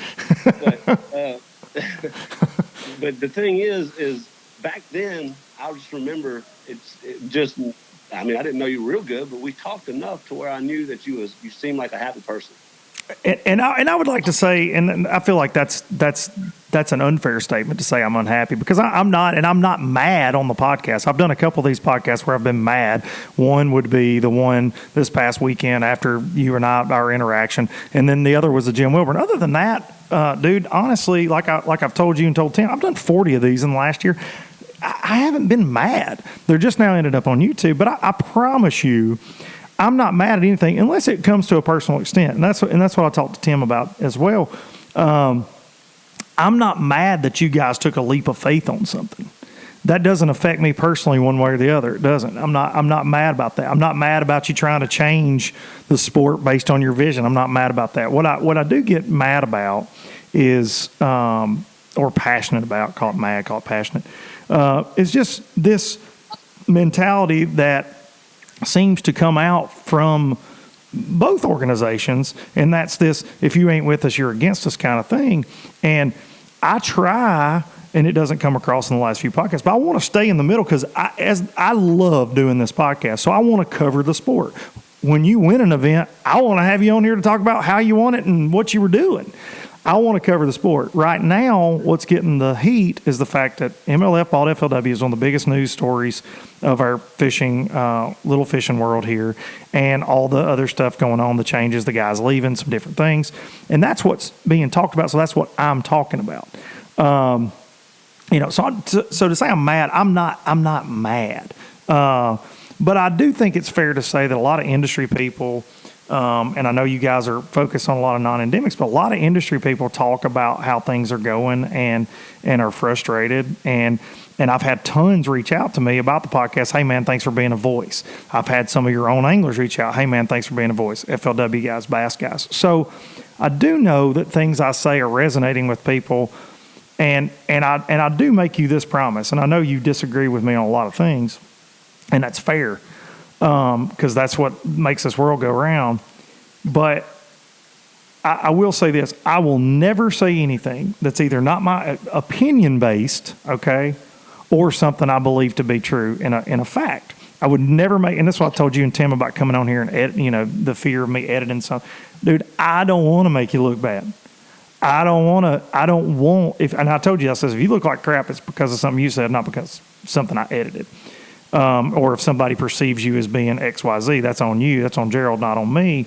But, I don't have a desire to do that. I just don't. And I agree with you. These shows are more fun when it's smiling, laughing, Luke. I won't lie about that. I have a lot more fun when me and Gerald or Swindle are talking about God knows what than having to hash out all this craziness. But that being said, dude, I want to say, because we've been going for almost an hour, and I want to get Tim on here. And I got to get my kids picked up. So if you got anything else for me, and I've texted Tim. I know we kind of talked a lot. We talked a long time. I really want to answer some hard questions. Prepared to do that. So do you have any really hard questions that you want to ask me? No, I don't. No, I think that I think that I've I wanted to ask you about Wilburn. Did you think that was okay? I think that we've covered everything that a fan would be concerned about, and the most beautiful thing about this, other than I feel like that hopefully we have a mutual respect for each other when this is over, is the fact that you explained your story. I feel like you explained it well. You explained your side. You explained your passion, and I hope that people listen to this and realize that, and allow them to form their own opinions. This is Gerald Sporher's take on everything. This is Gerald. This is not, there's no spin on this. This is what you feel like is going on in the industry. And I think that's good. No, I don't have any hard questions. You wanted to come on, you reached out. I felt like I owed you that. I wanted you to come on. And so here we are, man. And I respect you immensely for coming on. So just before I get off the phone with you real quick, I just want everyone to know that I can't speak for everyone, but I know a lot of people love being at Major League Fishing. And so it's not that we all hate it over there. It's definitely not imploding. And the only thing I'm leaving with, and I'm going to ask you, just straight up, if you're going to continue to just be this transparent on your podcast, I'm not telling you what to say, but I'm just asking you to tell the whole story and do it fairly. And I think by having guys like you on, it helps tell the whole story. And anytime you want to me, the best thing to do is before you have a podcast and you have a topic or something that you want to put out there, is call people of all perspectives. Don't just call the guy is mad and get his perspective. Call me. Call somebody else and say, hey, man, what is your take on this deal? That way you can present a fair representation of what's actually going on. And that's all I ask for. Well, man, I respect that, and I hope that I get to have you back on very soon, dude. Because we did an hour, and I didn't feel like an hour at all. No. And hey, look, guys, I'm looking at the camera right now. You can't see this, you will when you see the video. Look, Gerald and I didn't cuss each other one time. You don't have to cuss each other on Instagram over this. You don't. You can have normal. It's the Christmas season, for the love of God. You can have normal adult conversations even if you don't like what each other are saying about one another. But they also know the quickest way to get on Luke Thompson. Yes, call me a bitch and you can be on this pocket. Now, thank you. Now my comments will just say bitch, bitch, bitch, bitch, bitch, bitch, bitch, bitch, bitch with people that want to come on here. So thank you so much, Gerald. Dude, I hope you have a good Christmas, man. I really respect you for coming on, and good luck next year. All right, man. You too. All right, thank you, man. All right, Gerald Sporher. There you have it. We did almost an hour. And,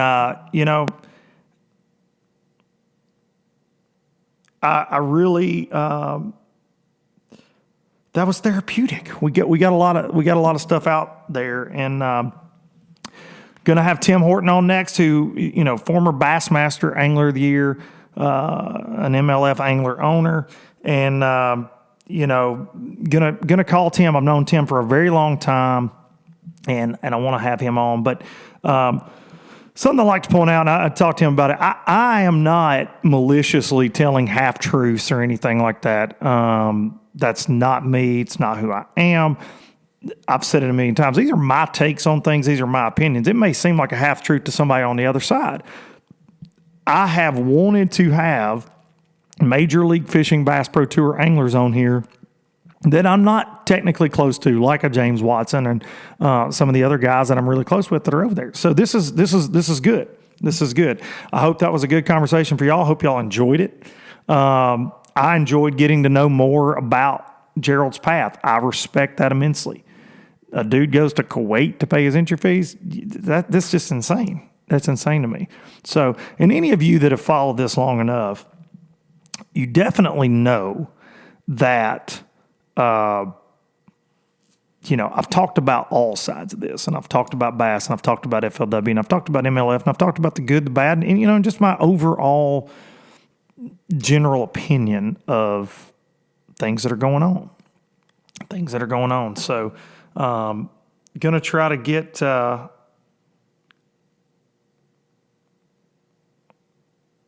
text him here. I told him 5 minutes, but I ran out of gas there. So going to get Tim Horton on here, and Tim has been very, very vocal in this, and I've got a lot of things I want to talk to Tim about. Unfortunately, we're running out of time because I've got somewhere I got to be. But here in just a little bit, so we're going to grab Tim right now. We're going to call Tim, and we're going to see just overall Tim's take on everything that's going on. Like I said, hello, Tim Horton. What's up, Luke? Low budget live, and dude, I just set this up as Tim Horton that I've known for 20 years. It was probably when I was like 16, and I'm aging myself, and I'm aging you even more, so I apologize. But I'm 36 now, so I met Tim when I was like 16. We live really close to each other, and Tim has always been very kind to me. So I want to say, just had a great conversation with Gerald Sporher. Respect him immensely for coming on, and I respect you immensely for coming on and talking about where we're at and all this crazy fishing world, as Gerald called it, the divorce. Hey, I'm glad to hear y'all had a good talk. You told me we was going to be on at 12. Here we're 12:50. I'm thinking, okay, they're meeting halfway in the middle to get it on. No. It was good. I think when you go back and watch it, it was good. We hashed out a lot of our differences, which he's hot headed, I'm hot headed, and we both said things that I think that after the fact we regretted, and I know that you're probably the same way, and we're all passionate about what we're doing. And I'd like to say that, I can remember being in college and hanging around you way back then, and you had visions then, and I think this is fair to say, and you stop me if I'm wrong, but you had visions for something like what we're seeing now with MLF back then, as far as an angler ran thing. You've always been passionate for angler rights and very outspoken. Yeah. I don't know, and maybe it's from growing up in sports. I just always felt like, you got to have your teammates back for everybody to forge ahead.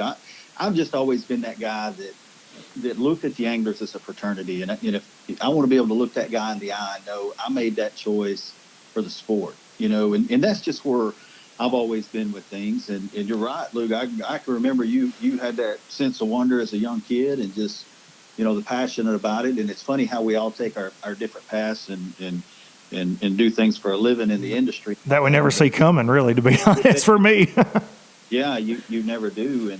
And I know, but it was not that way for me first off. I can remember watching Bassmaster as a kid. I tell this story all the time. They used to have the logo with the music playing, and before Bob Cobb ever started talking, you had that water drop off that fish's tail. Remember how it would kind of fall and then fall? Oh, yeah. Dude, I couldn't even hold myself. Like, I would get my parents to hurry up and get out of church because it come on at 12 o'clock where I lived on TNN because we had to go watch it, And so that drive and passion just for fishing and everything was always there. And then, at 27 years of age, my first year on tour was fortunate to win Angler of the Year, just blind lucky, but anyway, I'll take it. But and I kind of got thrust into the politics of it. That very first year I got elected on the advisory board, and I'm just happy, man. I'm sitting right here with Denny Brower and Kevin Van Dam and Jay Ellis and all these guys, and I don't know. I started seeing things that I never saw growing up. My parents were blue collar workers. You come in, you worked every day, and you went to bed at night. And as long as my dad had his cornbread, everything else was good, So it really, it just kind of really opened my eyes to things that I had never seen before. And I guess that's probably where a lot of that passion started.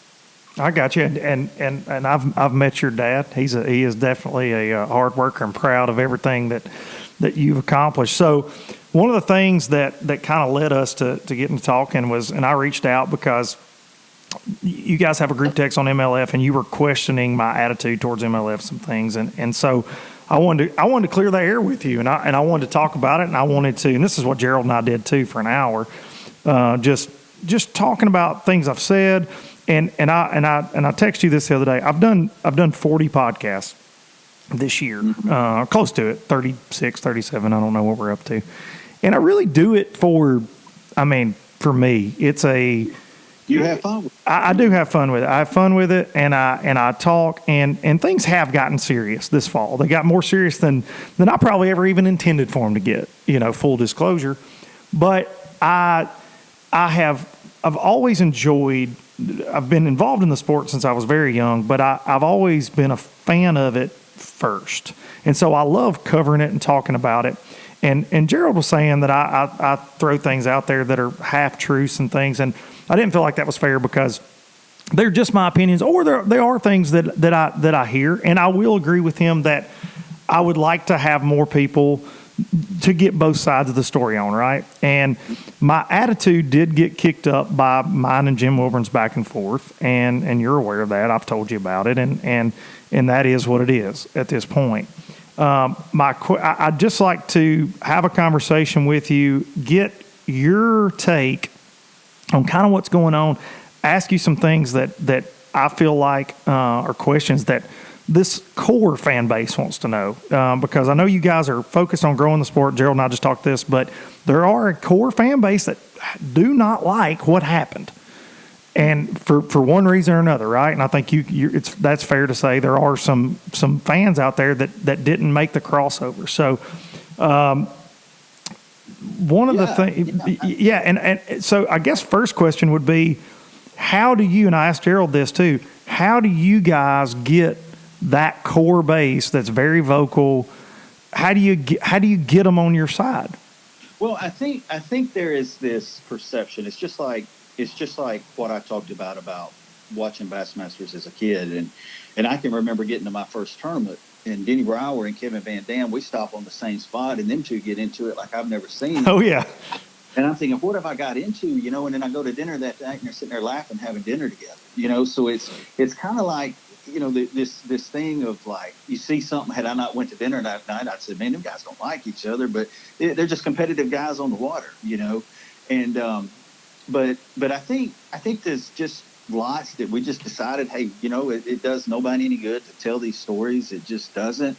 But I can tell you this. I think there's also the aspect of we just wanted to have something that if you don't like the way things are going, go try something else. And that was to the point we were at. It's just so frustrating to see the bashing, the Jim Jones stuff. You know what I'm talking about. No, I do. And I've been accused, I'd like to say, I've been accused of being that. And I think it's very obvious I'm vocal on my own. I don't need a fake Facebook. I've actually denounced that crap. The Randy Flowers, the Jim Jones, that kind of stuff. I don't get into that because Luke just says what Luke feels. And you know that about me.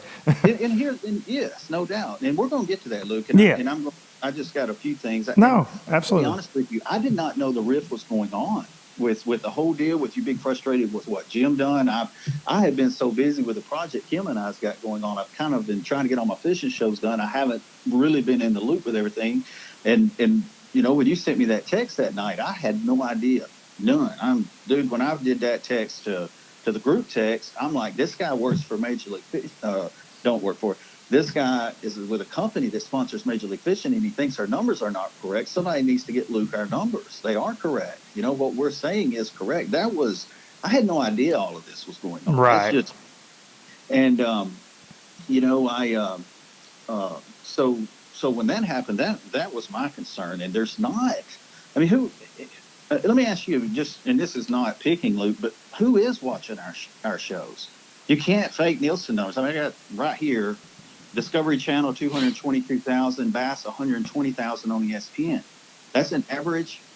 You can't fake that. That's what's who. So no, Nielsen ratings are legit. What I think when I'm talking numbers and talking things, you're seeing guys, and like Randall Tharp had an article this week, but you're seeing guys talk about financial loss and different things, and the industry perception right now from a lot of industry people, and not all of them. Okay, so I want that full disclosure. Not all the industry, but some of the industry doesn't think that it is what was either promised or that it's going like it should have gone, so to speak. See, that's a big blanket statement to say, and that was some of the stuff I took issue with, Luke. And I'm just, me, I'm gonna be transparent. Of course, yeah. When you're saying the writing's on the wall, and it's painting a picture, dude. I don't know that the guys could be any happier. And that ain't me coming over here tooting the horn. That's just a fact. I mean, it's not even just ecstatic. It's just relaxed, man. And look, sponsors change with guys every year. To say that it's the league or something had to do, I don't know. Maybe the Bass guys need to mention what's happening over there. I can tell you the sponsorship is based on several things, and it really depends on what company you work for. Some companies take the numbers very serious. Some, I don't know why, don't. But for the most part, those numbers are what you can do. It is what you show that happens. And our live coverage, I promise you it wasn't second to Bass. It just wasn't. So if Randall Tharp, he had some great moments. So what coincided there? What's your opinion on it? Do you think so? When you suggest that, if you're suggesting, hey, guys are taking a step back over there, which is not the case. No, I'm not. That is a broad statement to make, and I'm not saying that everybody is, because I think that this year it was a case of the haves and have-nots. I think you had a lot of guys that kind of came out of the woodwork that people didn't know, and I think you had a lot of guys that kind of fell off because they didn't perform, either because of the format or whatever, So there's a lot to be said for all of that. But I do know that there were some guys that feel like they lost sponsorship because of being a part of the league, whether that is because that said sponsor had an issue with the league or didn't think the league performed. I don't know. I can't answer that. So did Randall say that his sponsorships went down because? No, he said it had been a rough off season financially, was the quote. But how do we take that and say that happened because I was over here and not here? That could be a company situation. Well, did you read his article though? I did. In fairness, I did. Okay. Well, he just said, this is the quote. He said, I think BPT needs to be different from the Cups. I signed up for this deal for 3 years, and I want it to work, but it's been a tough off-season financially. And so that leaves a lot. He says the fishing industry doesn't like what we have going on. There has to be some change. So he kind of led it to believe that because of the league, he lost some sponsors, and that's why I'm making that. That's why I'm making that statement. And you got guys like G and Polinick that left for whatever reason, follow their hearts, and I know that what for you in that. And I'm sorry for talking so fast because I've got 2 Duncan boys that I got to get picked up at some point this afternoon. But no, I want to say. What was your reaction to losing those 2 guys? Those guys probably should have never left. I mean, they, one of the reasons, and I had a Major League Fishing guy tell me that was just justification that we did the right thing when those guys left. I mean, they're characters, dude. Polinick has a lot of energy. Gerald's hilarious, and that was the direction that production company took. I got you. I can remember being in Pittsburgh, and I'm 7th in the Classic. They had 10 cameras. Gerald was 17th, and he got a camera. I know I led the entire Classic that Chris Lane won. The last day on Bass Track, I was never mentioned in the show, and all of that stemmed from politics. And I know you don't have much time, but no, we've got plenty. But so some of the things you're mentioning are some of your issues with Bass. Let me say this, okay? And when I was elected to that advisory board, okay, I had been on it 2 years. Okay, we were presented a situation where we were going to get no entry fee tournaments. First time it ever happened, and they were going to give us one. And this is bass. This is Matt. And I want to preface this. I think Chase Anderson and the Andersons are as good of people as you'll find. So when I'm relating something here, I don't think he would have stood for it in a second. So I'm going to preface this by saying, I'm not saying this is who Bass is now. Because they have had an ownership change, for sure. Correct. Yes. And they say, hey, we're going to take y'all's boats and we're going to sell them $1.6 million. We're going to give y'all no entry fee tournaments by selling those boats. Myself, KVD, and Denny Brower didn't want it, but we were the only three on the advisory board that did. The other ones were good with it. And so it went through, us being in the minority. It's probably going to go through anyway. Well, the payouts come out the next year, and it's the payouts in the league and in the opens, the co-angler and the pro side all creeped up a little bit, $300 or $400. The payout went down pretty good. Guess how much it was, Luke? How much? $1.6 million. So I didn't go do that. I didn't go handle this publicly. I put those numbers together, went into a closed meeting. You talked about how fiery you got because you felt like your situation tried to be compromised. Right. I go into a closed door meeting with all of our group, and I lay this out that this is what happened. Shortly thereafter, I can't even remember his name, Jamie Wilkerson, calls my boss at Pratco, Chris Golstad. Tim Horton says Tim Horton's not getting any more media from us. That's truth. That's just the truth. We go to the classic that Chris Lane won. I got kidney stones. I'm throwing up in the intensive care unit, and they post on the blog, Tim Horton has dropped out of this tournament because his wife left him, and left it up all day. Okay? So yeah, I get a little passionate from that media group that still runs it over at Bass. So that's this. I mean, and this is good because this shows people, because you've been very vocal and very passionate in this change. But at the same time, Lou, I want to ask you this. Like, you made a statement, Tim went to Bash and Bass last year, and his sponsors called him out, and he got quiet. Where did that come from? Well, you were very vocal on social media, and I said maybe your sponsors called you. I don't think I said I did, but I said I can't remember the exact quote, but you were all over the place on social media talking about, when guys would make their announcements going to BPT. You were very passionate, and then it was like you went radio silent, and so I didn't know if something had happened in that. The draft was over, so to speak. I mean, it was Wheeler announced, the biggest name guys in the deal announced. I was excited about it. That's like, I'm an Auburn fan. We had National Signing Day this week. I was excited about it. So it's really. It really wasn't that, and it's not a perception, man, that guys over here, here's my problem, okay? And listen, Luke, you felt like your position tried to be compromised. I don't feel it did. I'm going to give you an example on this, okay? And you don't know how everybody's feeling about something, and you don't know what kind of, there's always two sides to a story. Or what people are going through and things like that. You just had the toughest dramatic thing you've ever been through in your life, I'm sure, obviously, so it's I'm just saying, these people over here are not bad people. We're working hard to try to do better in this sport. And look, that was something that I said to Gerald that I want to say, and I want to make very publicly known.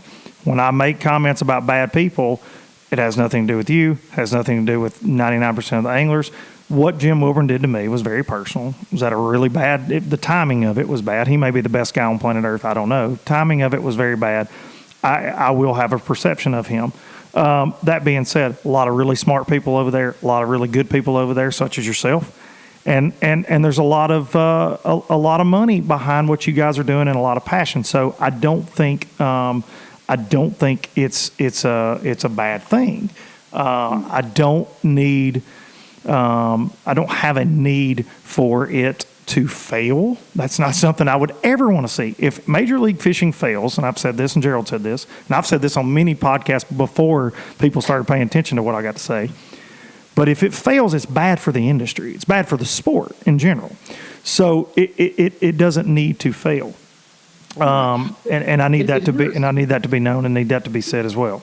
Listen, there's this perception of us being against Bass. Man, I quit practice at Conroe to see if Rick Clun was going to win that tournament, to watch and congratulated him on it. it's just a nasty perception out there, man. We're excited about our numbers. We're excited about what's happening. That it's not this negative thing. And I didn't bring that up about that email. That email shouldn't have went around. Just like you feel like, Jim shouldn't have called you. But I guarantee you work with Darian and Shanna every day. You don't think they're bad people or were trying to manipulate me, but we should have never seen that email. Right. That's just facts, and I would hope if Luke did, he would have picked up the phone and called me. So what I'm saying is it's always easy to get that emotion and feel and not see the other side of the story. And brother, as much as we all love you and you got this podcast and it's good, we still associate you as being a part of TH Marine that a lot of us work hard at, and I respect the fact that I can't stand politics, brother. You and I could get on it all day long. People that try to politic their way through life is not the way to go. Oh, I grew up in politics and hate it. Exactly. I hate it. And there is nothing worse than feeling like somebody's trying to compromise your situation. No. I think it's a situation of somebody being passionate of hey, this isn't the facts of what's happening here.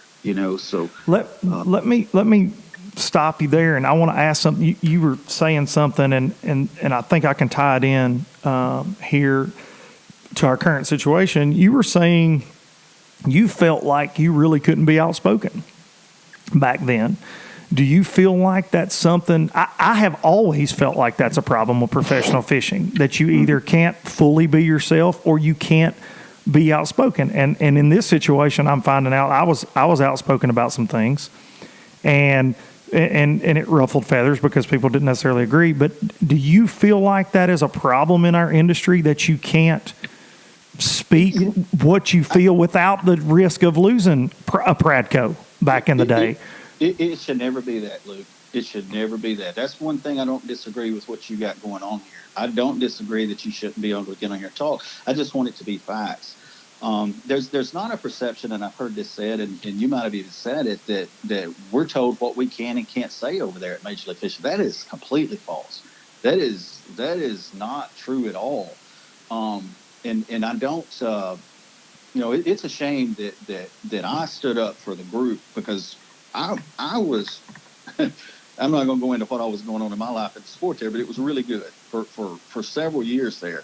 And when you watch yourself, because we don't get paid because we win tournaments from sponsors. No. In reality, it's how well does that transcend through your fan base. And I want to be honest with you, my favorite thing now is not winning tournaments. It's teaching someone to catch a fish. I get moved more now by someone. Now, if I get to win a tournament, yeah, I'm going to be able to teach what's going on in that situation. But that should always be open topics. I wasn't mad at you when, hey, Zona called me on something the other day that frustrated me to no end. I got a phone. I told him, I said, dude, I'm mad at you, but I love you, and well, that's where I think we all are, because we are all in this, and this is going to be a really strange statement coming out of my mouth, but we're all in this together, whether we're on opposite ends of it or whatever. This bass fishing universe, we're all on the same team. We're all on the same page, right, so to speak, and started it for the same reasons. But I just I truly do. I hate that there is this divide, and I've said this to fans, because I said things on here with you and with Gerald on my last one. I was emotional. And I've seen people comment on your pages. I've seen people comment in the comments, Tim Horton's this, Gerald Sporher's this. I want no part of any of that. I don't. And I don't want to instigate anything like that, because you're both very passionate guys, just like I'm very passionate. And so I want to say that here, quit with anything like that. We can all be adults and have civil conversations and disagreements and go on about our business and see each other at ICAST and hug each other's neck. That's totally fine. That should be how America operates, and I think you would agree with that. And Gerald definitely did. That freedom of speech is not a bad thing. No, there is not this. Man, it just, I don't know. There's just not this feeling of gosh almighty, man. All of this. I don't know the word to say. I guess just hate going on with it, man. We're just over here enjoying life, and there's no fighting amongst us like what's trying to be portrayed. Now listen. I'm an ever fish. I'm a 5 or 10 fish guy. I'll be the first. Without a doubt, yeah, I would agree with that. But I also don't know that it's the best direction to go, because what is happening, if you take away, Luke, that 3-minute cut, it's just like if I'm flipping channels, I'm not an NBA fan, but if I'm flipping channels and there's 2 minutes left in a close game, I'm glued to. I get it. And when you're calling, you're just not going to get that. And let me ask you this, Luke, have you ever got a bite in a tournament day that you didn't set the hook? That's good. That's good. I get it. No, I'm gonna catch every one of them stupid things. I don't get enough bites. Yes, I'm leaning on every one of them, and it's just I thought Dudley Steele the other day was just dead on. If you guys haven't watched it, yeah, I watched it. Yeah, but anyway, man, just I don't know. I don't want the public to think that it's a lot of ugliness going on over there with our group. I wish Gerald's one of the funniest guys in the world. Pollen has a lot of energy. I said right when they announced, I said, hey, take these guys off the group text. They don't need to see our game plan. That's not ugly. That's kind of feeding the enemy, so to speak. I mean, technically. Right. So it is what it is, and we're proud of what we got going as well. So well, something that I know you guys are, and I know you're passionate about it. I mean, listening to Gerald talk about everything that you're working on, I think it's fair to say that you guys are doing this for what you believe to be, the best things for the anglers. My question is this, and this is one, and you may or may not want to answer it. Why, and this was something that came up a couple of weeks ago that I just wanted to ask, why the need for the fines? Why did you guys, when they signed these contracts, why charge the guys to get out of that? What is the reasoning behind that, if you can explain that? And that's not trying to stir the pot. That's a genuine question. You don't have entry fees, but things change. People change their minds. Their hearts change. Lord knows, I don't want to be judged on what I did 5 years ago because you change, you grow. So what's the reasoning behind that? I really don't have an answer, Luke. I was not on the setup for any of that. It's more of a legal situation, I guess. Yeah, I really don't. I think, I don't know. I don't know. I guess you talked about to get out of the contract. Yeah, to get out of the contract, like Gerald and Brandon, they both talked on here about, they had to pay a hefty fine and to actually break the 3-year contract. I don't know. I think when you commit to something new and you say, okay, are these guys coming on board? I think it's just something you want to see everyone stick to. They knew before they signed that contract if they wanted out, they'd have to get out of it. So there's no need of complaining about it. Oh, and they didn't complain. I'm not saying that they didn't complain. I'm saying what was the the reasoning to bind that. I really don't know. I'm sure there's just like contracts we do with our companies. If you're with us for a while, you're with us. Every business feeling that I have. I wanted to ask you: has Bass put out their payouts yet? I haven't seen it. No, I haven't seen it yet. Someone asked me that today. I'm just out of the loop. I haven't seen it. I haven't seen it, and I am. I want to say this. I want to say this to you because you said, "Hey, man, it's coming off a little biased," and I've had some other people comment that, and it has been lately because this is the news. You have one of the biggest news. I was very involved with the FLW organization. MLF buys FLW. MLF, a lot of changes going on with BP and Gerald leaving. There's a lot of things happening. So it's being discussed right now. It's the off season, and I can personally tell you, I can't wait for fishing to start back so we can quit all this crap. Just to be honest. I'm ready to cover why Tim Horton wins at Toho instead of why all this is going on. Just to be full disclosure to the fans that think this is what I enjoy. I'm a lot rather would be talking about chatterbaits and spinnerbaits. Hey, and it will be chatterbaits. I got on there. And that's the funny thing, man. I said, y'all made us a chatterbait season again. But no kidding. I'm like, okay. I said, like, who knows that Kissimmee paid in May, or Kissimmee paid and Eufaula paid, and we're going to Eufaula in February and Kissimmee in May. I mean, really? Yeah.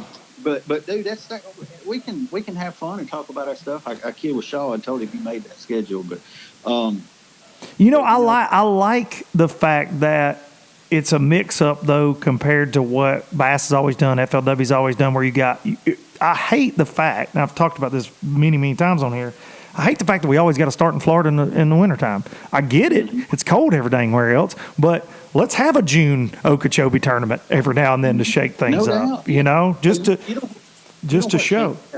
Not to cut you. You know what changed all that? We used to start in the fall. Absolutely. And that's when it was the best. And it was when it was the best. Television changed all that because first and second quarter ratings were so high in the fishing industry, and then everything goes to hunting. We just don't have the offshore tournaments much anymore. Everything is trying to get to a place as quick as you can. Like you get to Florida in January, then get to Texas in February. And then by the time it warms up north, then you're going up there in May and June. So that's something that's really changed. You talk about, hey, I got to throw this out there. I got to throw some shade out, as you say it. But, you got to throw shade. So like the CBS show the other day, and that's one I was fired up about. Listen to this, man. Had it was the most viewed show in the history of fishing shows. Okay, that CBS show, Major League Fishing, had 1.3 live viewers. Now, that ain't counted the DVRs as what's happened yet. And you can say what you want about numbers and everything, but, dude, that's exposing us to people that have never seen the sport. And the biggest thing that Edwin and I talked about this not long ago, man, the biggest thing about Major League Fishing, okay, and everybody throwing just negative stuff toward Boyd, there wasn't a guy at Bass that lost $1 financially from entry fees last year, correct? No. There wasn't a guy at Major League Fishing that lost a dime for entry fees, correct? That would not have happened. It would not have happened. And you take a 10-year-old that looks at this, man, if they can look at it and say, man, I can climb the ladder here and not have to have $80,000 in 1 year and I can make it. I can climb the ladder in this deal through a system that allows me to get there. When I won Angler of the Year in 2000, it was $11,000 worth of entry fees. I was a fishing guide. I didn't have two nickels to rub together. And lived on them cheeseburgers, didn't you? Them dollar cheeseburgers and the green beans. That Tuesday cheeseburger, them green beans for my grandmother. Mm-hmm. But I can remember if I would not have won $11,000 in that first tournament at St. Clair, I would never have won that tournament at Toho. And had I come home with nothing, it would have never happened.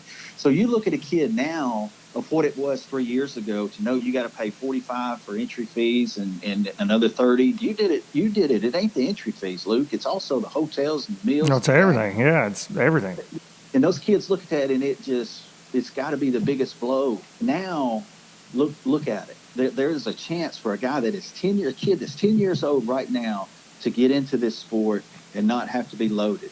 Because I come up from that family that man, if we had $150 in the bank account, it was a good week.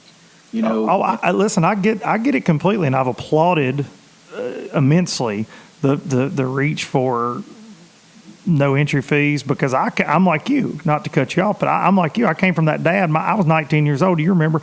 I was on the bubble to qualify for what was in the Bassmaster Tour. My dad goes, "What are you going to do when you make it?"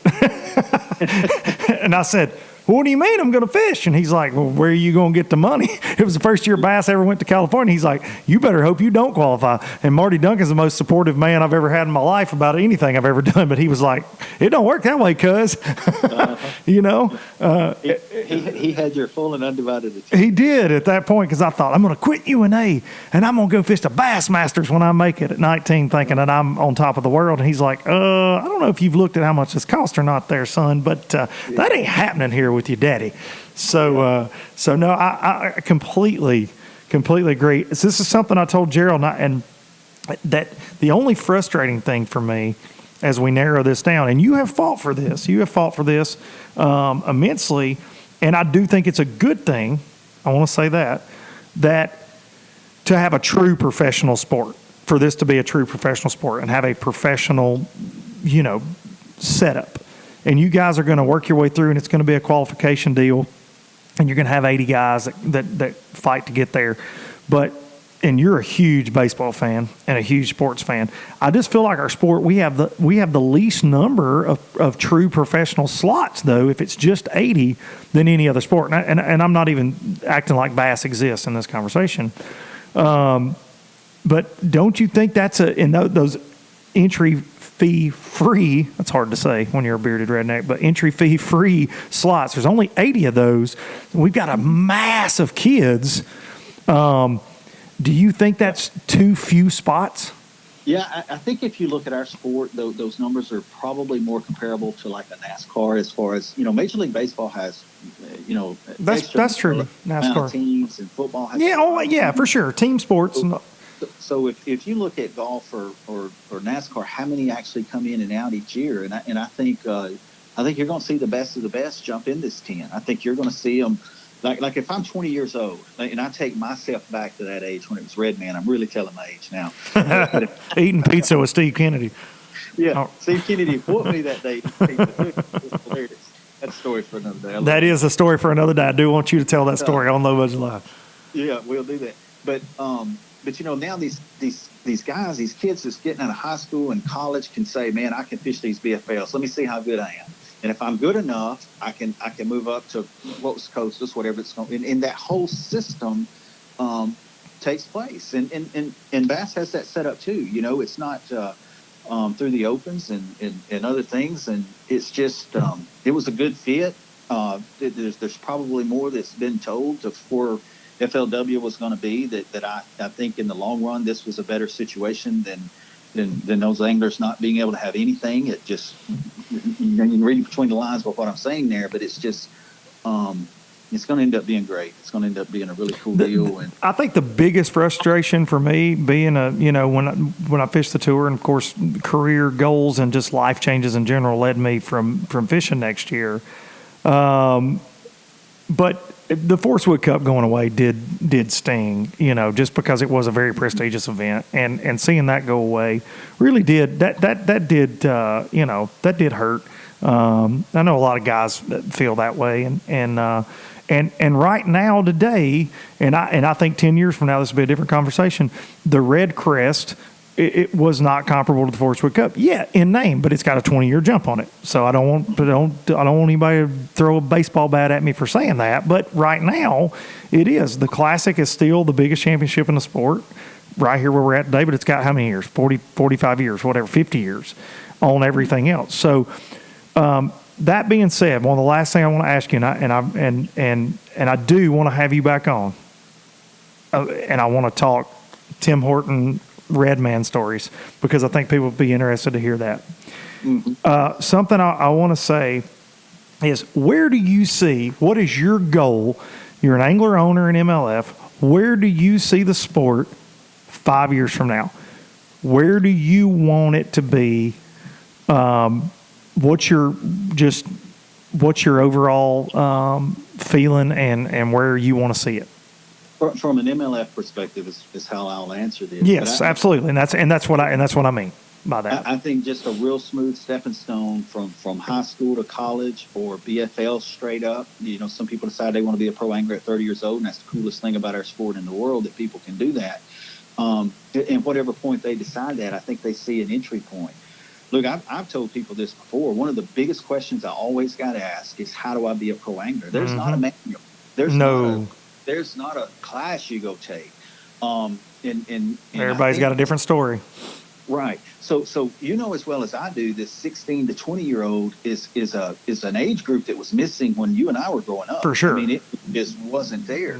Now those stepping stones are getting in place to where you're going to see this is not just, guys that are 35 to 65, 70. I have to keep going up the way Rick Lund's winning, but that are doing this in this sport, and now it's a stepping stone. So that's our goal with Major League Fishing.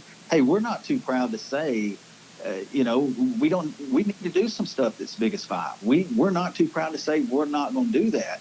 But it's a touchy deal when you see the numbers doing as good as they are, to just go and change it. That's the. I apologize if you're getting dead space. I'm getting beeped in here, but that's no, you're fine. I can hear you.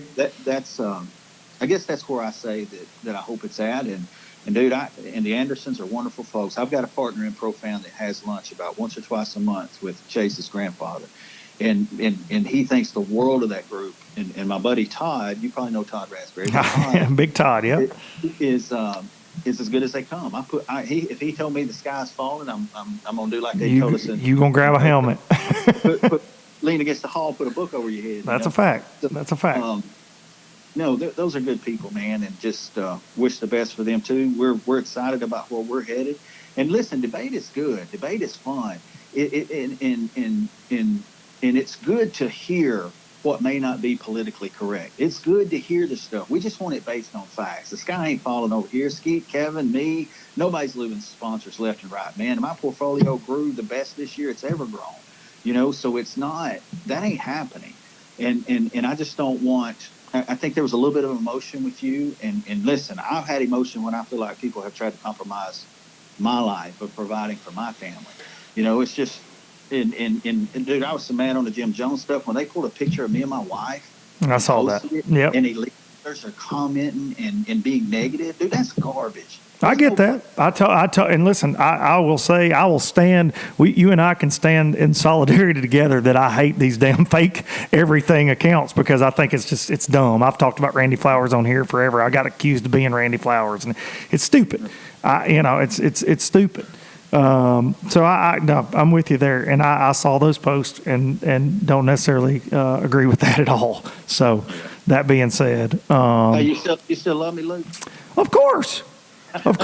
Listen, I'll say this. I have you on here even if I don't love you. That's what I told Sporher. Sporher and I butted heads bigger than crap. Dude, I want to have everybody on here. I've said it a million times. I truly do. If Boyd Duckett would call me tomorrow and get on here, it would be my favorite conversation ever. I mean, and Boyd, and I don't think Boyd would because Boyd probably definitely doesn't like the things I got to say, and that's fine. That's totally fine. But I hope that we can do this again. But yeah, of course I still love you. Me and you go way, way, way back. We go back to them old Bomber days. Bomber and Popar days, buddy. Yum. Way back. Chris McCollum, stuff like that. Okay. Yeah. We go way back. But, dude, seriously, thank you for coming on here. Thank you for being honest. Thank you for expressing your opinions. And truly, man, I hope 2020 is the best year for everybody. All things. I hope it's the biggest year for our industry. I hope all this craziness can settle down. And I hope that you'll make me a promise right now. This will be your Christmas gift to me is that you will come back on here next year and we can talk fishing. Hey, you got it, brother. And y'all have a good Christmas, man. And same to y'all. Enjoy the memories of Mom, man. Absolutely, buddy. It's going to be a rough one. We're just trying to get through it, but definitely, my friend. Good deal. All right, Luke. All right. Thank you, Tim Horton. Bye. All right. That's Tim Horton right there. Another good conversation, man. Another good conversation. Hope that you guys...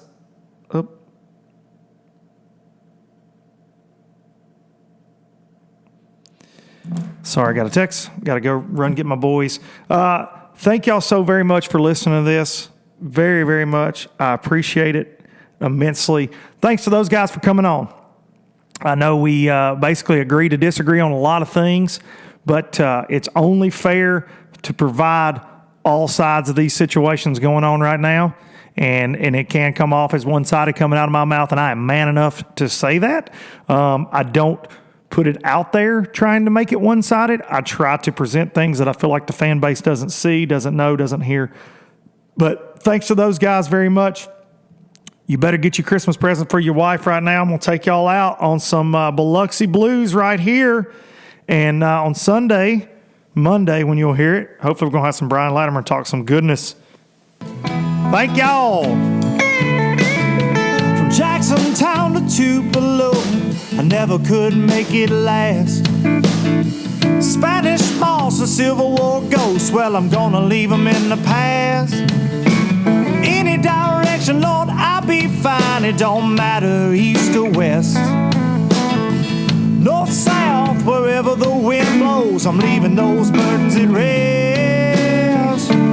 This highway, it does not know my name, and I don't care. No